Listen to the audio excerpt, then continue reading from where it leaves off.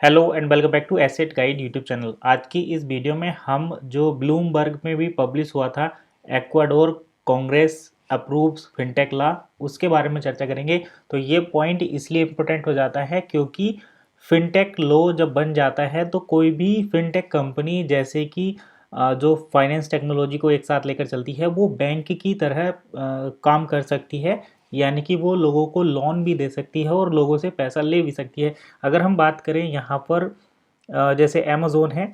Amazon एक fintech company है, हालांकि ज़्यादातर इसको ई कॉमर्स के नाम से जानते हैं, लेकिन आज के टाइम पे अमेज़ोन जो है वो एक फिनटेक की तरह काम कर रही है। और फिनटेक की तरह काम करने से ही ये पॉसिबिलिटी होती है कि आप अमेज़ोन से रिचार्ज भी कर सकते हैं। यानी कि जिस तरीके से आप एक वॉलेट से रिचार्ज करते हैं, ठीक वैसे ही आप यहाँ पर रिचार्ज कर सकते हैं, शॉपिंग कर सकते हैं, पेमेंट ट्रांसफ़र भी कर सकते हैं। आप मेरे अमेज़न वैलेट में कर सकते हैं, मैं आपके में कर सकता हूँ। तो इसी तरीके से जो वन इकोसिस्टम है वो भी पूरी तरीके से फिनटेक वाले जो फील्ड है उस पर काम कर रहा है। यानी कि फिनटेक का जो रूल है, मतलब हमारा इस वीडियो को बनाने का मेन ऑब्जेक्टिव ये है कि आपको fintech rule K fintech act के बारे में समझ में आए, ताकि आप वन के कंसेप्ट को समझें। क्योंकि वन कहीं ना कहीं एक प्रॉब्लम फेस कर रहा है कि इसको पेमेंट के तौर पर कब एक्सेप्ट किया जाएगा, कब हम वन को विड्रॉल कर पाएंगे, ये भी एक बड़ी दिक्कत लोगों के सामने है। तो उसी चीज़ को समझने के लिए हम कल जो फिनटेक एक्ट की बात कर रहे थे, फिनटेक लॉ की बात कर रहे थे, तो वहीं से उसी से रिलेटेड कमेंट्स भी आए थे काफ़ी सारे कि ये रूल तो वही पास हो गया है और अब तक नहीं हुआ। किस टाइप की चीज़ है कि वन टोकन है, करेंसी है, और कब हम उसको यूज़ करेंगे। तो वही है, वही चीज़ें हम यहाँ पर आज देखेंगे। उससे पहले मैंने आपको छोटी सी इन्फॉर्मेशन दी। देखिए, कोई भी फाइनेंस कंपनी एक बैंक की तरह काम करेगी, तो आप वहाँ पर डिपॉजिट और विड्रॉल दोनों ले सकते हैं लीगली। अभी हम बात करते हैं अमेज़ॉन की, फिनटेक कंपनी है, लीगली डिपॉजिट भी कर सकते हैं, विड्रॉल भी कर सकते हैं, ई कॉमर्स कंपनी है। ठीक वैसे ही डील सेकर पर आप अपने बैंक से अभी ना तो डिपॉजिट कर पा रहे हैं, ना ही विड्रॉल ले पा रहे हैं। इस चीज़ के लिए आपको क्या करना पड़ रहा है, आपको बिटकॉइन की हेल्प लेनी पड़ रही है। बीटीसी पेमेंट से ही आप अपना कमीशन भी विड्रॉल कर पा रहे हैं और बीटीसी के थ्रू ही आप डिपॉजिट कर पा रहे हैं। यानी कि आपको क्रिप्टो की हेल्प लेनी पड़ रही है। तो अगर फिनटेक लॉ एप्लीकेबल हो जाता है तो फिर आपका जो बैंक है वो डायरेक्टली कनेक्ट हो जाएगा डील सेकर के साथ। बैंक और डील सेकर जो है एक दूसरे के साथ कनेक्ट हो जाएंगे। अब इसमें क्या इतना टाइम लग रहा है कि डील सेकर पर अभी इतना टाइम क्यों लग रहा है, ये एक बड़ा सवाल है। जब तक ये चीज़ें क्लियर नहीं हो जाती तब तक चीज़ें यहाँ पर साफ नहीं होंगी। आप जो विड्रॉल की बातें करते हैं उसको काफ़ी हद तक आपको जो है एक साइड करना पड़ेगा, तभी आप चीज़ों को समझेंगे। तो देखिए, यहाँ पर Ecuador Congress approve fintech law. तो एक्वाडोर की कांग्रेस पार्टी ने, एक्वाडोर में भी कांग्रेस है, उन्होंने फिनटेक लॉ को अप्रूव किया है। लेकिन इसमें एक चीज़ है यहाँ पर, the law which prohibits bank from investing in fintech. एक कानून है जो कि बैंकों को फिनटेक कंपनी में इन्वेस्ट करने से रोकता है। Still needs president Guillermo Lasso approval for it to become legislation. तो यहाँ पर अभी प्रेसिडेंट के सिग्नेचर की या प्रेसिडेंट के अप्रूवल की यहाँ पर ज़रूरत पड़ती है। ये शायद लाइन आपके ऊपर से उतर गई होगी, लेकिन इसको आप अवॉइड करिए। हम अपने मेन टॉपिक पर आते हैं और समझते हैं कि बैंक वाली बातें कहाँ हैं। देखिए, अगर आपको वीडियो का सारांश समझना है तो आपको पूरी वीडियो देखनी पड़ेगी, पूरा आर्टिकल भी ये समझना पड़ेगा, तभी आप इन चीज़ों को समझ पाएंगे। अगर आप 2 मिनट में वीडियो देखकर निकल लेंगे स्किप करके तो आपको कुछ भी समझ में नहीं आएगा। फिर आप वीडियो के नीचे कमेंट करेंगे कि भाई बन कॉइन का होने क्या वाला है, बन को हम कब विड्रॉल करेंगे, बन को कब हम यूज़ कर पाएंगे शॉपिंग के लिए। तो आपको वीडियो देखकर समझना पड़ेगा, तभी आप चीज़ों को समझेंगे, अदरवाइज कुछ भी पल्ले पड़ने वाला नहीं है। तो ये देखिए, ये बिल जो था, अब पहले तो मैं आर्टिकल बता दूं कि ये कब का पब्लिश हुआ है, काफ़ी पुराना आर्टिकल है। तो यहाँ पर देखिए, अक्टूबर 31 2022 को ये न्यूज़ जो है पब्लिश हुई थी। यहाँ पर आप देखिए, अक्टूबर 31 2022 2:17 पर यह आर्टिकल पब्लिश हुआ है। राइटर का नाम भी है। और ये जो बिल पास हुआ था इसमें 74 वोट्स मिले थे फेवर में, और ये हुआ था एक्वाडोर नेशनल असेंबली में on Sunday. The draft law for development regulation and control of technological financial service known as fintech law which aims to provide legal certainty to financial technology.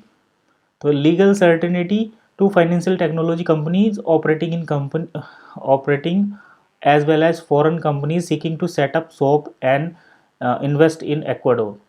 तो यहाँ पर देखिए एक्वाडोर में एक rule बना है जिसके अकॉर्डिंग जो फाइनेंस एंड टेक्नोलॉजी कंपनी है यानी कि फिनटेक कंपनी है वो लीगली यहाँ पर अपनी शॉप को सेटअप कर सकती हैं और एक्वाडोर में इन्वेस्ट कर सकती हैं। ये रूल जो है वो पास हो गया है।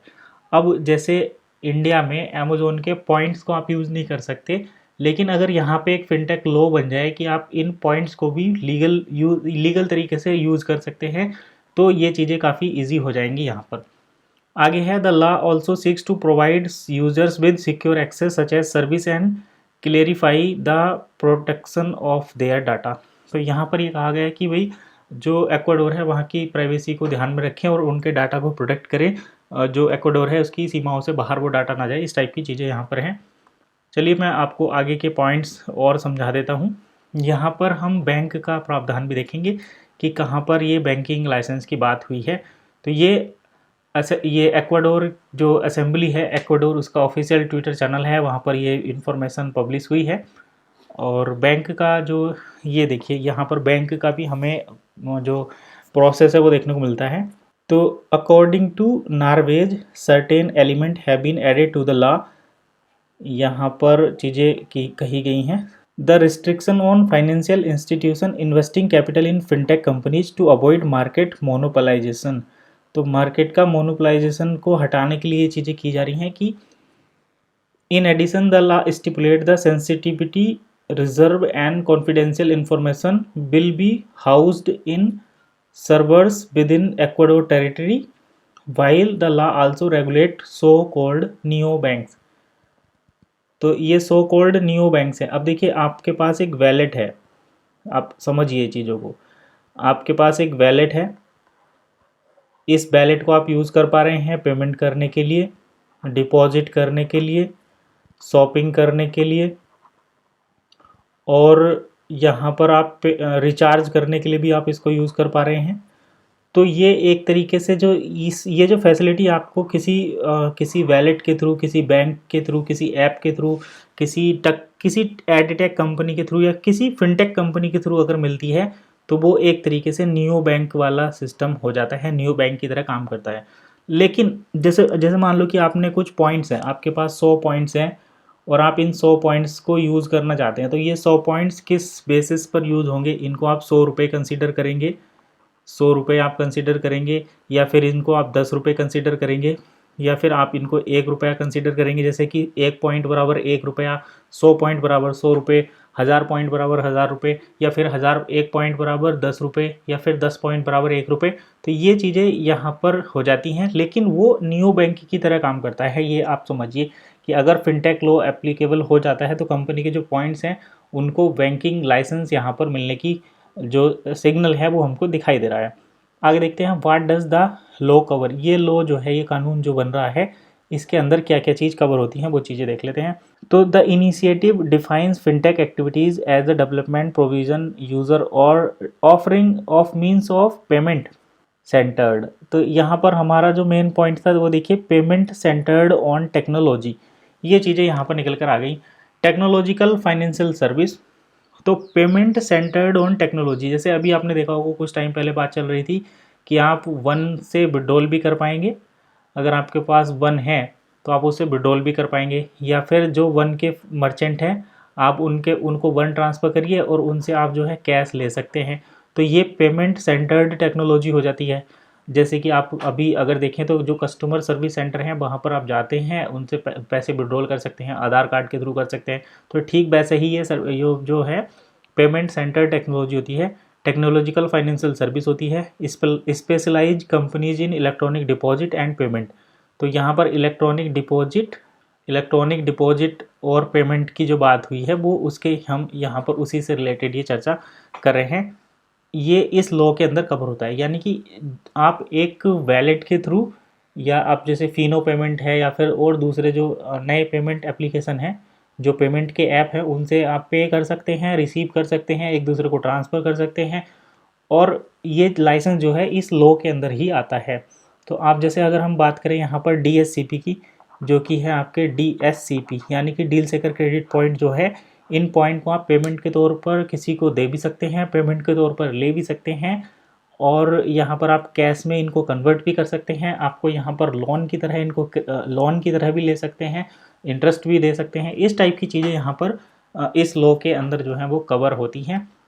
और अगले पॉइंट की तरफ चलते हैं, फिनटेक इन एक्वाडोर। तो एक्वाडोर में फिनटेक की क्या चीज़ें यहाँ पर हैं, तो यहाँ पर देखिए आर्टिकल से रिलेटेड भी इंफॉर्मेशन है कि आर्टिकल कब पब्लिश हुआ था, कब नहीं। Economy of knowledge and which will be debate on the national assembly. तो नेशनल असेंबली में डिबेट होगा, वो तो सब चीज़ ठीक है।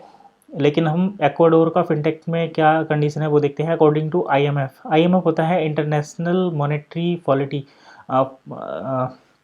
मॉनेटरी फंड करके ये चीज़ें रहती हैं। तो यहाँ पर जो ये है financial inclusion through fintech, fintech का फाइनेंशियल इंक्लूजन, यानी कि अभी जो हमारा फाइनेंशियल इंक्लूजन है वो बैंक के थ्रू है या फिर जो फाइनेंशियल इंस्टीट्यूट हैं उनके थ्रू है। यानी कि एक तो हमारे बैंक या फिर जो फाइनेंस कंपनी है या फिर जो फाइनेंशियल इंस्टीट्यूशन है, केवल यही फंड को एक दूसरे के साथ इसमें इंक्लूजन करते हैं। लेकिन अभी यहाँ पर क्या हो रहा है कि फिनटेक और यहाँ पर इंक्लूजन, फिनटेक का फाइनेंशियल इंक्लूजन यहाँ पर हो रहा है। तो जैसे ही फिनटेक का इंक्लूजन होगा तो ये 4 पोर्शन इसके बन जाएंगे और 4 पोर्शन बनकर ही आपको यहाँ पर लीगल तरीके से आप इसको पेमेंट के तौर पर विड्रॉल और डिपॉजिट कर पाएंगे। इसीलिए यहाँ पर ये चीज़ें हैं। Can boost a country annual economic growth, fintech की वजह से यहाँ पर 2.2% का इकोनॉमिक ग्रोथ होगा। Fintech are also strategies allies of traditional banking.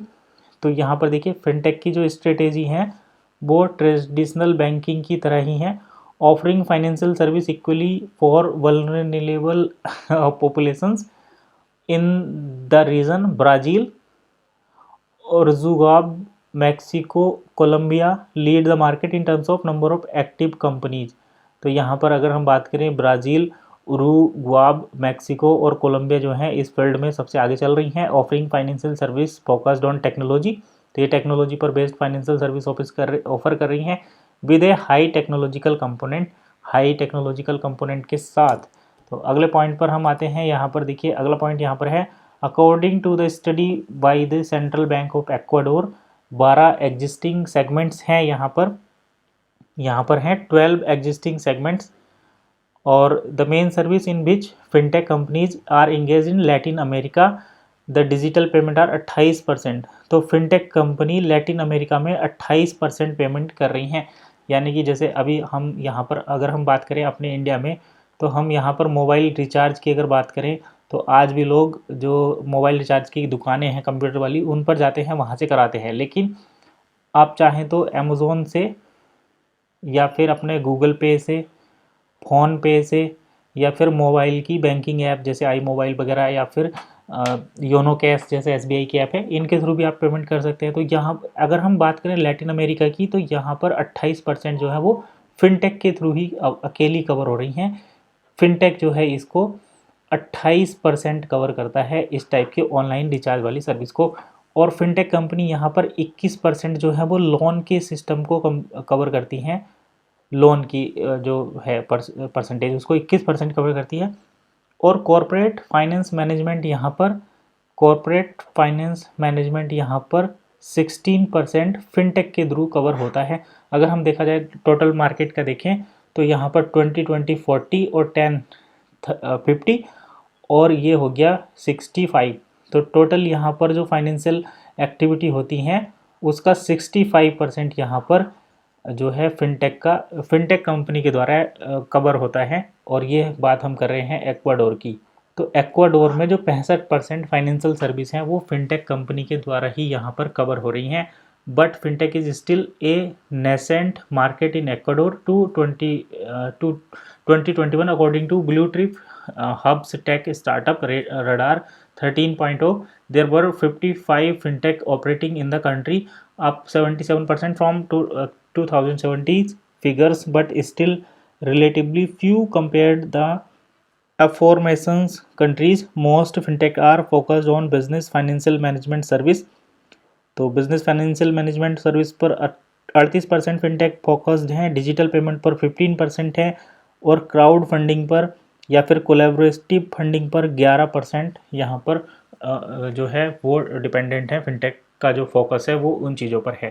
तो ये तो था ब्लूमबर्ग का जो ब्लूमबर्ग लीनिया में जो रिपोर्ट पब्लिश हुई थी एक्वाडोर के फिनटेक लॉ से रिलेटेड। और यहाँ पर हमने ये देखा कि फिनटेक लॉ जो है वो एक्वाडोर में 65% फाइनेंशियल सर्विस को जो है फिनटेक कंपनियों के द्वारा ऑपरेट किया जाता है। तो वहाँ पर लीगली फिनटेक कंपनी को बैंकिंग की सर्विस देना उनका एक रूल बन जाता है, प्रायोरिटी बन जाती है। और यही रीज़न है कि वहाँ की लोकल गवर्नमेंट और वहाँ की जो फाइनेंशियल मॉनेटरी पॉलिसी है या फाइनेंशियल इंस्टीट्यूशन है, वो सभी मिलकर एक फाइनल लॉ लेके आ रहे हैं, जिससे कि वो फिनटेक को बैंकिंग की तरह, नियो बैंक की तरह उसको यूज़ कर पाएँ और सारी बैंकिंग सर्विस वहाँ पर मिलेंगी। तो जैसे ही ये दुनिया में कहीं भी एक जगह चालू हो जाएगा तो पूरे अराउंड द वर्ल्ड ये एक चैन से जुड़ जाएगा और उसके बाद आप दुनिया के किसी भी देश में वन को यूज कर सकते हैं पेमेंट की तरह। तो यही था हमारी इस वीडियो को बनाने का मेन ऑब्जेक्टिव। आई होप आपको वीडियो में कुछ ना कुछ ज़रूर सीखने को मिला होगा। वीडियो अच्छी लगी है तो लाइक करें, कमेंट करें, और कुछ डाउट रह गया है तो आप दोबारा से कमेंट करके पूछ सकते हैं। वीडियो को शेयर करें। मिलते हैं नेक्स्ट वीडियो में, तब तक के लिए कीप वॉचिंग एसेट गाइड।